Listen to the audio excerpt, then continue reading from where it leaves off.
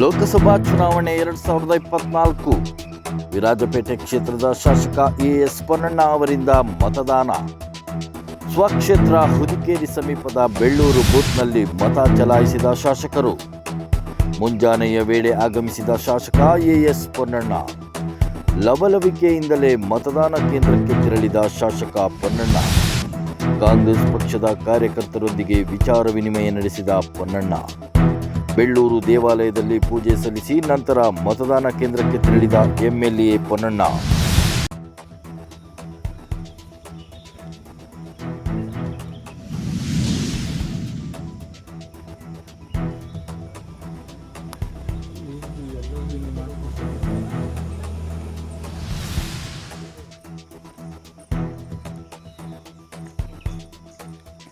ಜನರ ಮತ್ತು ಮತದಾರರ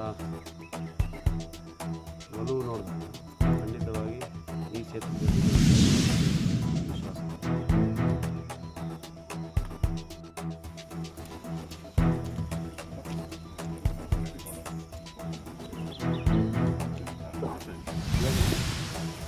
ಲೋಕಸಭಾ ಚುನಾವಣೆಯ ಮತದಾನಕ್ಕೆ ಇವತ್ತು ಮೈಸೂರು ಕೊಡಗು ಲೋಕಸಭಾ ಕ್ಷೇತ್ರದಲ್ಲಿ ನನ್ನ ಸ್ವೂರು ಸ್ವಗ್ರಾಮ ಆದಂಥ ಬೆಳ್ಳೂರಿನ ಬೂತ್ನಲ್ಲಿ ಚಲಾಯಿಸಿ ಇವತ್ತಿನ ದಿವಸ ಭಾಳ ದೊಡ್ಡ ಮಹತ್ವದ ದಿನ. ದೇಶದ ಪ್ರಜಾಪ್ರಭುತ್ವ ವ್ಯವಸ್ಥೆಯಲ್ಲಿ ಎಲ್ಲ ನಾಗರಿಕರು ಕೂಡ ಮುಂದೆ ಬಂದು ಉತ್ಸಾಹದಿಂದ ಮತದಾನ ಮಾಡಬೇಕು.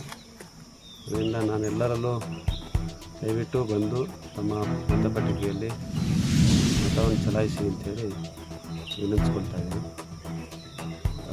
ಭಾಳಷ್ಟು ಬೂತ್ಗಳಿಗೆ ಈಗಾಗಲೇ ನಾನು ತೆರಳಿ ನೋಡಿದಾಗ ಕಾಂಗ್ರೆಸ್ ಪಕ್ಷಕ್ಕೆ ಭಾಳ ಪೂರಕವಾದಂಥ ವಾತಾವರಣ ಈ ಭಾಗದಲ್ಲಿ ಕಾಣ್ತಾ ಇದೆ.